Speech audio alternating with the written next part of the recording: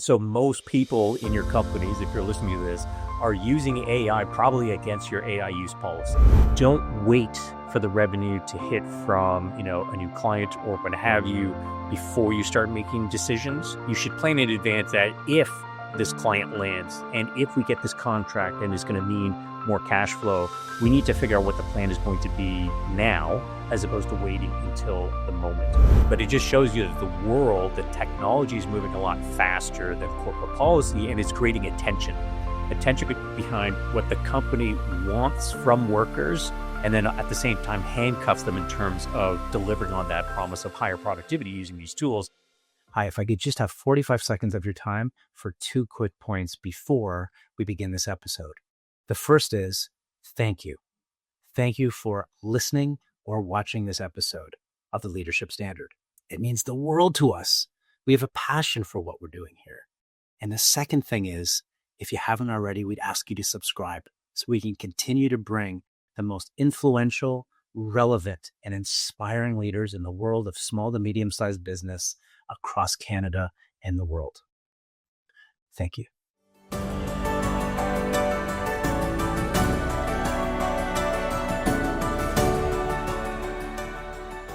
Our next guest is anything but ordinary.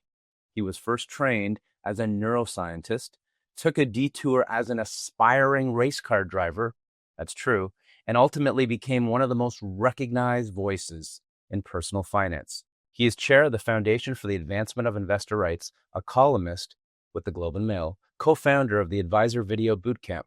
Dr. Preet Banerjee is also a multi-platform creator with more than 125,000 YouTube subscribers, 3 published books, and one of the very first financial podcasts, of which I was one of the most unconventional guests on that show. And I remember us having whiskey during and after, which was new, and it was so refreshing, and it opened up a whole new world for me. So, he has appeared on CBC's The National, hosted $1 Million Neighborhood on the Oprah Winfrey Network, of which my wife, when we first met, said, I know him. He's fantastic.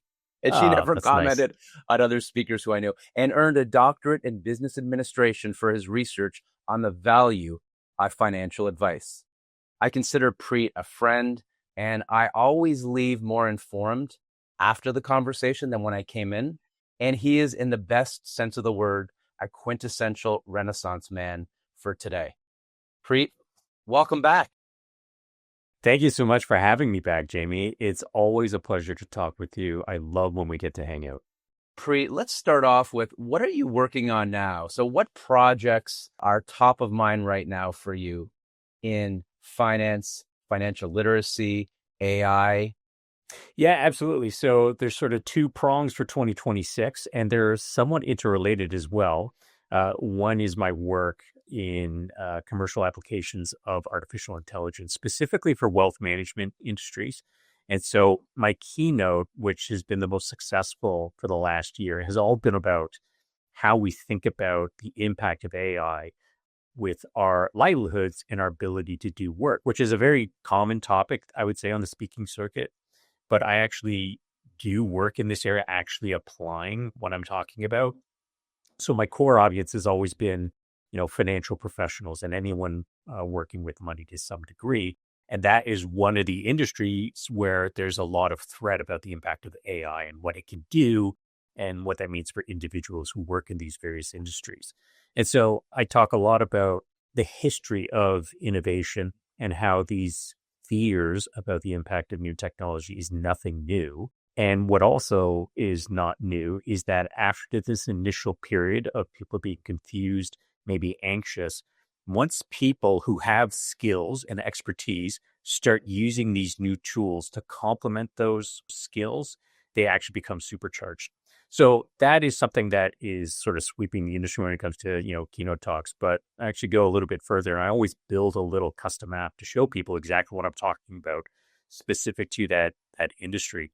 And a lot of that is in wealth management. And that actually created a new sort of business venture, creating hyper-specific applications using AI to create software rapidly for people to actually see how this works in practice. And so this kind of ties into the second big project, which I'm super excited about. It's called yourmoneydegree.com. And I was approached by a company that said, hey, we want to make a version of Masterclass, but we want subject matter experts and we want to go deeper. And a lot of people have asked me, hey, why don't you create a course on, financial literacy and financial empowerment? And there's a lot of them out there. And so I always said, if we're going to do this, we have to take it to the next level. It's got to be different than everyone else's. So I'm putting into practice what I do for corporations, and that is creating a companion app to go with that course. So the idea is you learn a lesson in the course and then immediately you go into the app and then you then put into practice what you just learned.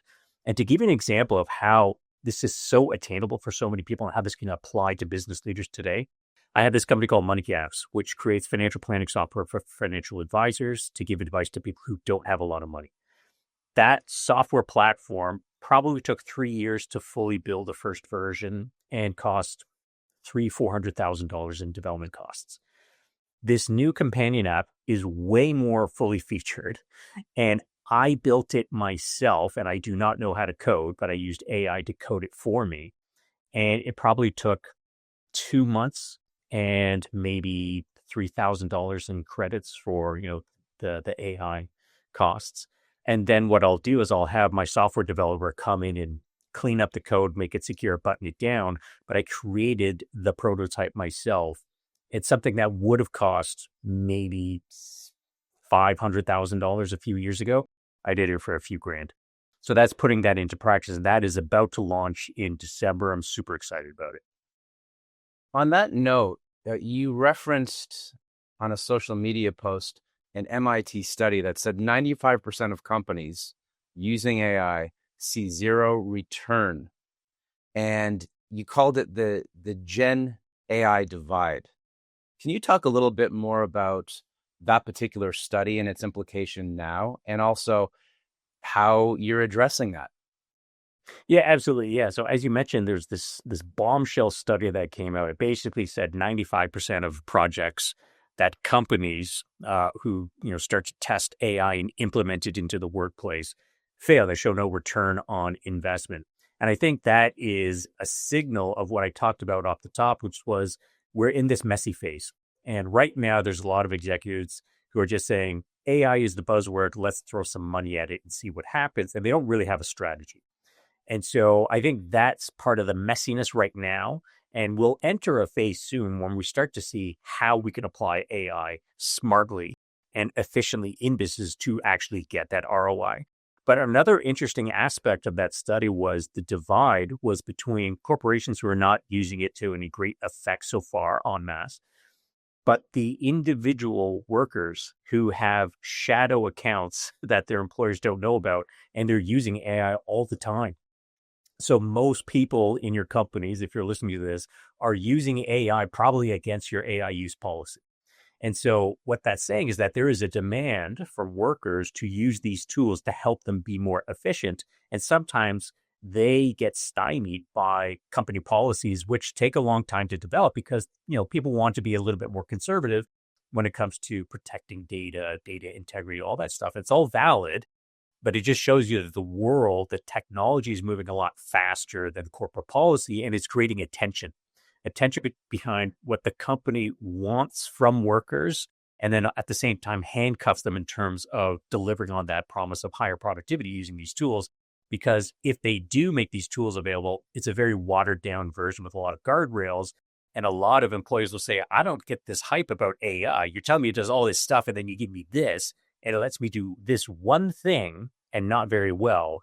And so they go into the private marketplace, they get a ChatGPT subscription, Perplexity, whatever it is. And they say, this is so much better. I'm going to have to hide from my employer that I'm using this on the side and send myself an email on LinkedIn or a message on LinkedIn and copy and paste that onto my work computer because of the safety protocols and all this stuff. And so they're creating a little bit more work and a lot more inefficiency. What's one suggestion you'd have for a small to medium-sized CEO if they found out that they had employees who had these shadow accounts and they had a policy around AI that those shadow accounts were counterproductive to what their values or what they expected? Yeah, I think it's really about sitting down and creating that strategy, which is recognizing that there's a problem here and it's getting in the way of the business's goals.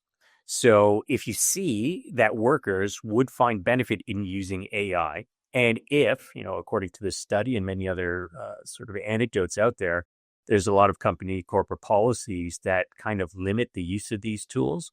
It's kind of like getting mixed messages. We're saying, hey, AI is going to make everyone more productive. Here are these tools. And the versions of the AI tools that companies are making available right now are limited in many different ways and have guardrails. So you have to sit down with people who are doing the tasks and figure out, okay, what are these bottlenecks? What are these hurdles and handcuffs? And let's try and figure out a new policy, because it is about competition and it's about speed and adapting, because the environment is changing faster than it's ever changed before. So it requires leaders to be much more agile and responsive than they ever have been before. So these strategy development cycles that used to take years became months, and now they need to come down to weeks in some cases. And it can be a tricky balancing act, because you still have to make sure that you are not exposing data, you're taking all the right safety protocols in terms of security and what have you. But that's just the part of the challenge in the current, environment of being a business leader today. That's just the reality. And let's talk about that, because this episode is going out the end of November 2025, and it's the end of a turbulent and uncertain year on many fronts for business owners. What advice or tips do you have for small to medium-sized business owners, mid-market companies across Canada moving into the holiday season in terms of financial literacy, resilience, and how to think about the year ahead? Yeah, well, if you take a big step back and look at the big picture, there's a couple of pervasive themes. The world has always been getting more complex, but the level of complexity right now is through the roof. When it comes to different products out there, when it comes to marketing strategies and being able to target people on a hyper personalized basis, the number of options that people have that they're faced with is very overwhelming. So the world is noisier than it's ever been. On top of that, you've got more information being shoved down people's throats all the time, partly and maybe mostly because of social media. So all our spare time that people used to have where we're alone with our thoughts, that has now completely been replaced by doom scrolling and looking at short video messaging. And so people are bombarded by different messages, and they're bombarded by different messengers. And there's an opinion out there that will match your worldview. And what we've seen is that people tend to gravitate more to messaging that already resonates with their worldview and makes them more entrenched. So people are becoming more divisive. Whatever you believe before, you can find evidence, or I should say opinions, that back up that worldview. And you'll see there's a heightened level of tension in society as a result, political, social, and otherwise. And when you think about that, add into that the affordability challenges that people have, the uncertainty about the economy that people have. And all of this together has meant that people are more anxious than they've ever been before. They've got more choice than they've ever had before, and they've got more opinions than they've ever had before. The world is a paralyzing place right now. And so one of the best things people can do is getting clarity and simplifying things as best as you can. And it goes back to that old adage about controlling what you can control. And if you focus on the things that you can control and understand that there is a degree of variability in the world around us, it helps to reduce uncertainty. So when it comes to financial literacy, it really comes down to, getting back to basics. Those have never really changed. Spending less than you earn, making decisions with confidence, meaning that if you are faced with a decision with all these new products that are out there, you still need a framework for deciding how to make decisions about money, how to investigate someone's credibility who's giving you advice on the internet, what things to look for in terms of different products and what have you, and then having some kind of long-term plan. So one of the things that, I'm seeing in the wealth management industry is a shift away from product centricity to planning centricity. And what that means is sitting down and figuring out, what do people want to achieve? What are all their aspirations and goals? What do they have right now? And then creating a plan to get them from A to B. And then the products come in and in service of that plan, as opposed to being all about the products first. So it's, again, taking a big step back and trying to get a little bit more clarity on the big picture items. And that, in turn, can give people a reduced sense of uncertainty and a direction in terms of controlling what they're able to control. And one thing that Canadians and Canadian business owners have not been able to control is the tariff situation in Canada. It's more about reacting to it. Can you talk a little bit about how tariffs have affected Canadian small businesses this year, looking backward, and also moving forward, based on what you just said? How should they look at the constantly shifting tariff situation moving into 2026 and to plan for it, as you said, is the shift from a financial literacy standpoint? Yeah, well, what we generally see is that businesses, they stall investment when there is no clarity on, what the future looks like. It reduces their likelihood to invest capital and, build plants, hire workers, execute on strategy, because the playing field, the goalposts keep on changing. So businesses hate uncertainty when it comes to planning. And this ties into what I was just talking about, the world being a more paralyzing place. So there's a very cool study. I think it was sometimes referred to as the tyranny of jam, but it deals with the paradox of choice, and having too much choice is sometimes a bad thing, but also having uncertainty is a bad thing. So in this experiment, researchers went to, I think it was like a high-end grocery store in like Southern California, and they set up these food tasting stations, like jam tasting stations. And what they would do is, on some days, they would have 6 different jams that people could choose from, and they could sample as many as they wanted. And then on other days, they would present these jam tasting stations with 24 different jams for people to choose from, and they could sample as many as they wanted. And what they found was, after collecting data over a while, they found that when people are only exposed to 6 different jams, they were 10 times as likely to buy jam compared to when they were exposed to 24 different jams. Not only that, from all the people who bought jams, no matter what condition they were in, the people who bought jams who were in the 6 jam condition rated their satisfaction of their choice as way higher than the people who are exposed to 24 jams. And here's what's going on. If you're presented with 6 different options when it comes to jam, you can probably cross off 3 flavors that you definitely know, I don't like those, I'm not even going to bother trying them. And then you sample the remaining 3, and then you have a pretty good idea as to which is your favorite jam and what is the best choice for you. But if you have 24 different jams that you're presented with, maybe you can cross off 10 flavors that you definitely don't want. And then maybe you sample 4 jams before you realize, that's too much sugar in one sitting. Well, that leaves you with 10 jams that you don't know anything about. And so, because we're so afraid of not making the optimal choice, in that situation, we don't make a choice, which ironically might be the worst choice of it all. So having too much choice without clarity and without that information is a very bad thing, because that uncertainty makes us hesitate. And this is exactly what business leaders are facing right now, because the policies around tariffs are changing every other day. And so there is no certainty, there is no clarity. And so honestly, for some businesses, they're probably taking the approach, you know what? We have to wait to see what's going to happen at the next major possible inflection point, which is the midterms, which are going to be coming up next year. And I think a lot of businesses are going to wait to see, is there going to be a swing back? Is there going to be some pushback, which is going to force the administration to have a little bit more clarity on their tariff policies? And I think we're starting to see that happen now. There is pushback. We're now in the part where there's appeals now at the federal level. And so what we might find is that now we're testing these policies legally. And once we have those outcomes, then we might have a little bit more certainty. So again, some business leaders for the first part of 2026 are still going to take that wait and see approach because they want clarity and they're not getting it anytime soon until that inflection point, which is the midterms, which might give us a signal as to the appetite for everyone, at least in the US, who are voting about, does this make sense for the country or not? And if they feel that it isn't, we'll see that reflect in the midterms, and then that might give us a little bit more certainty. Let's shift to a challenge or a problem that small and medium-sized business owners face, and also everyday Canadians face, which is scams. You've talked about an example, which I'd ask you to elaborate on.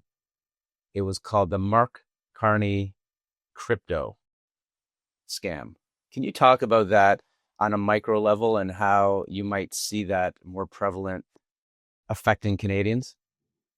Yeah, absolutely. So, one use of AI is generative AI, and they create deepfake videos and audio. And basically, this is impersonating people and making it appear as if certain things have happened when they in fact haven't. And so, this particular scam, the Mark Carney crypto scam, was, the Prime Minister of Canada seemingly making a pitch for Canadians to buy crypto and that you can make a lot of money in a very short period of time, something that the Canadian Prime Minister would never do. What makes it even trickier is that, the U.S. president actually does promote certain cryptocurrency investments and speculation. And that also makes the world, messier than it has been before. But in any case, this technology, the deepfake technology, the ability to make anyone look like they're doing anything you want to just by typing some text into a prompt and creating a video in seconds is a very dangerous thing for misinformation, disinformation, and scamming people. And so fraud has been, unfortunately, something that we've always lived with and always will. And the techniques used to defraud people are getting better and better. So let me give you a very scary, specific example of what's called hyper-personalized phishing.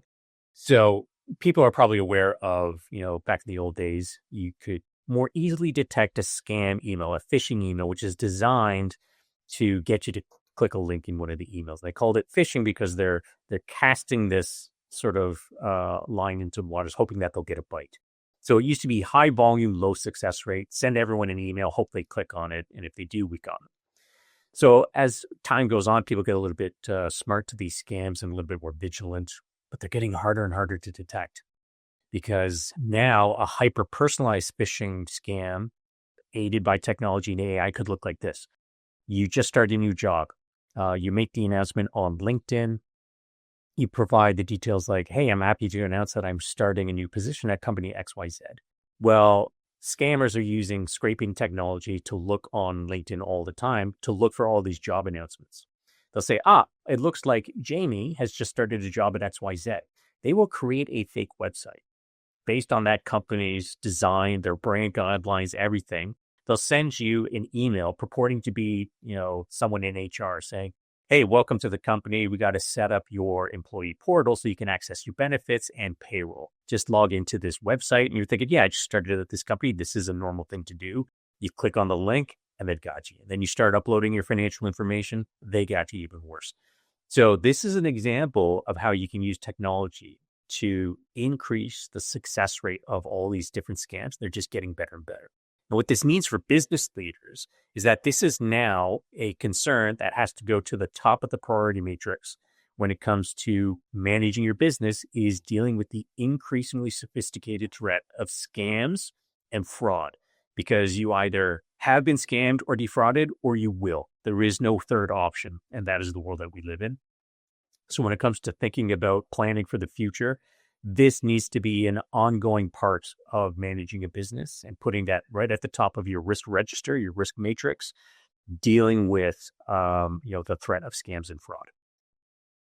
What are other risks or blind spots that small to medium-sized business owners are not talking about that we should be talking about moving into 2026? Well, I think actually I'll double down on the risk of scams and fraud. So I'll give you another example of what's called voice cloning technology, because this is, scams and fraud is the thing I really want to ring the alarm on. Everyone needs to take this more seriously. So there used to be a scam called still is, but it's called the grandparent scam. And the way it used to work is that scammers would just randomly call up people in, either a senior's home or a postal code where it's more of a retirement age community. And they would just simply say, Grandpa, is that you? I'm in trouble. And sometimes a senior citizen will hear a voice like that, and they might not realize it doesn't sound exactly like a grandchild. And they'll say, Billy, is that you? So you've now given them information that, yes, you indeed are a grandparent and you have a grandson named Billy. And this is how the scam starts. And then they'll say something like, I'm in trouble. I need money right away. Don't tell mom and dad. There's a couple of hallmarks of scams like this: secrecy, urgency, and preying on people who tend to have more money, senior citizens, and tend to have their guards down, especially when it comes to threats to their family. right? Anyone, if you feel that there's a threat to your family, whatever rational decisions you think you would make ahead of time, that goes out the window. You will do whatever someone asks because you just want to make sure that that loved one is taken care of and not in harm. So this, again, also used to be a high volume, low success rate approach. You just randomly call a whole bunch of people, hope you get a senior and hope they have a grandkid and hope they engage with you. Now, because everyone has a social media presence, you've got samples of your voice on video that can, it takes 3 seconds of audio to create a perfect clone of someone's voice today, probably even less than that. And so now you can see on social media that, you can find someone, a young person who's out traveling, they're in Mexico. You say, this young person is in Mexico. We've got a sample of her voice.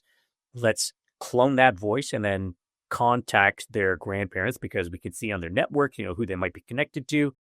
And then they create this voice that sounds just like their daughter or granddaughter saying, I'm in Mexico. They know that, hey, yeah, they were traveling in Mexico and I'd been arrested. Or I've had an emergency. I'm in the hospital. I need $10,000 quick. And so, again, if you hear the voice of someone that sounds just like your grandchild, you know that they are traveling and that kind of matches the story, the likelihood of you getting scammed is so much higher. But in the financial services, this presents risks to verification of identification or identities. How do you know it's a client calling up and asking for a withdrawal of $100,000? It sounds just like that client. But now we also have video cloning technology and real-time video cloning technology. So I can have a filter just like on Instagram and Snapchat. You can put, makeup on or get rid of all your acne or whatever. You also make yourself look like a totally different person now. So the technology is getting so scarily good that everyone needs to think about their protocols to prevent from getting scammed and defrauded because it's just so much more sophisticated now and you can't wait to react. You have to be proactive with this. I'd like to do a bullet round of really short, maybe fun responses, because one of the things that I find that is so inspiring about your content is you dive into relevant details like we've discussed. And you also have this knack of finding really sticky and memorable and well thought out examples of financial literacy that someone like me, who's not an expert in financial literacy, can really grasp onto when it comes to combining neuroscience with relevant financial issues for Canadians. What's the de minimis exception? Yeah, so this was something that a lot of small business owners who were shipping products to the United States, so Canadian business owners, took advantage of. So there are duties and tariffs for different types of products. And if you're a small business and you're shipping small packages to people, there used to be a limit. I think it was $800. Anything that was under $800 basically had a streamlined process of going through, and it was exempt from all these additional costs and processes.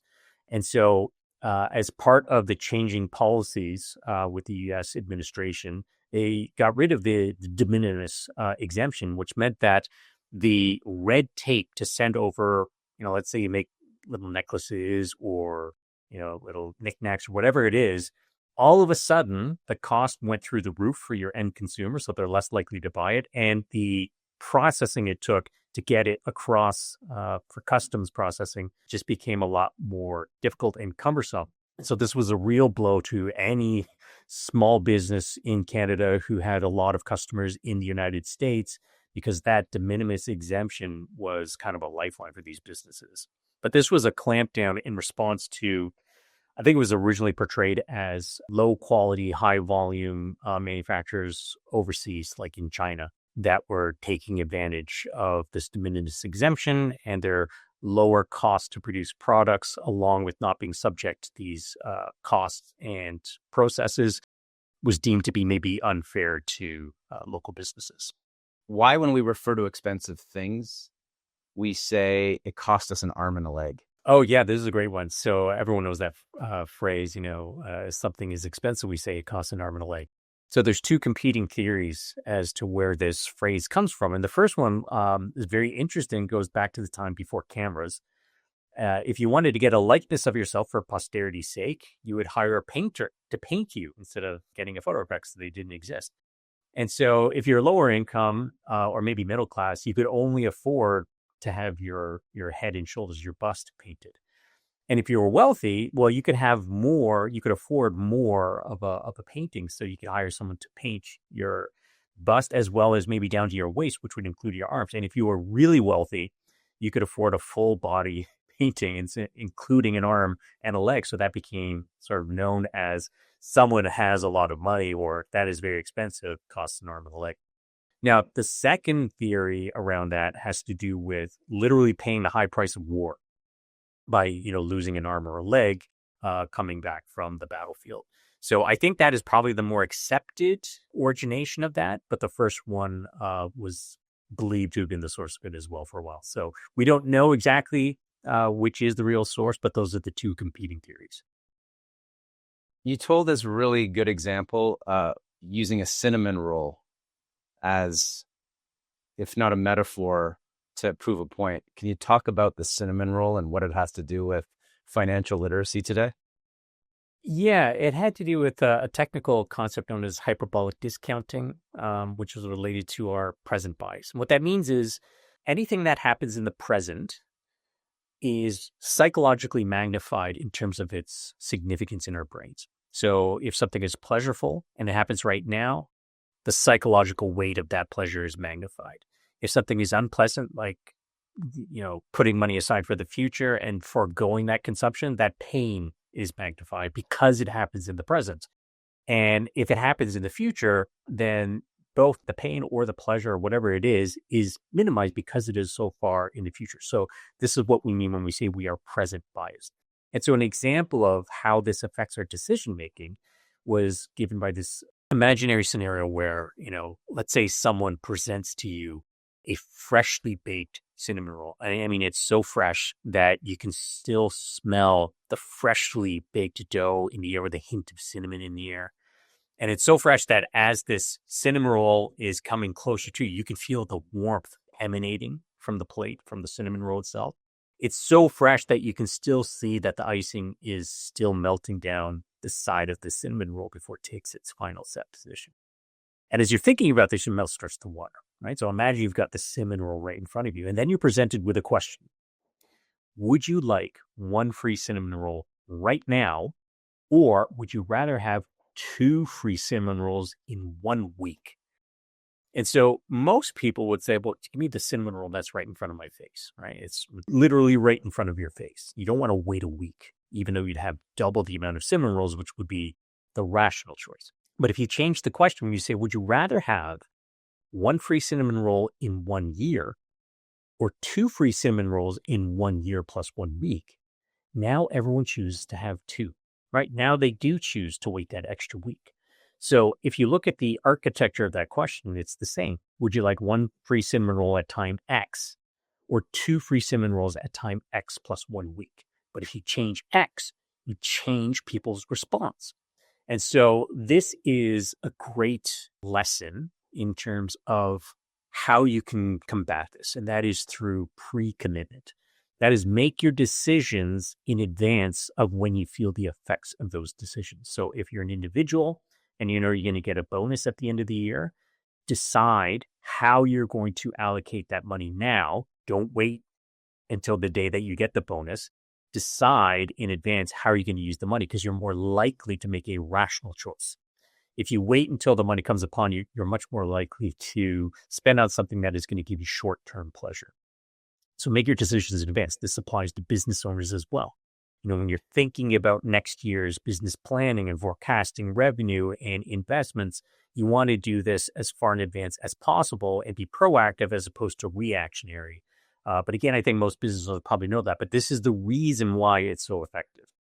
As we move into December of 2025, do you consult with business owners to make resolutions?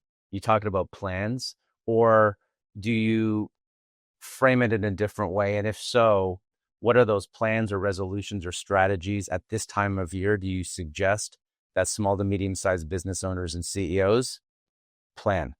Yeah. When it comes to planning for the next year, again, take a page out of that playbook that we just talked about and pre-commit your decisions in advance.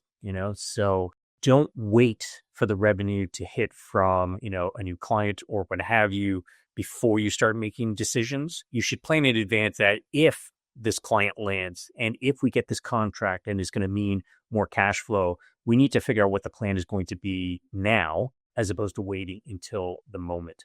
Because if you wait until the moment, you're not really planning, you're just being reactionary. So this again goes back to long-term planning and how to do it more efficiently or at least more rationally in terms of what the business goals are. And always refer back to, what are your business's objectives, your guiding North Star, what is it you're trying to do? And all your strategy should be in service of those long-term goals. And that's easier to do when you sit down and have regularly scheduled strategy planning sessions, as opposed to waiting until the moment. And especially for, newer businesses that are still getting up off the ground or businesses that are in a turnaround situation, there is a tendency to be more reactionary as opposed to being more proactive. But anytime you can be more proactive, you can make more rational choices for your business. Preet, what's a question we didn't cover that you think would be important as we get off on a good note into 2026? Yeah. I think from everything that I've learned from, like decision science and behavioral finance, there is a increased likelihood of wrong answers being formulated the more decision points that you have, right? So we're literally hardwired to make bad decisions about money because it really stems down to our present bias.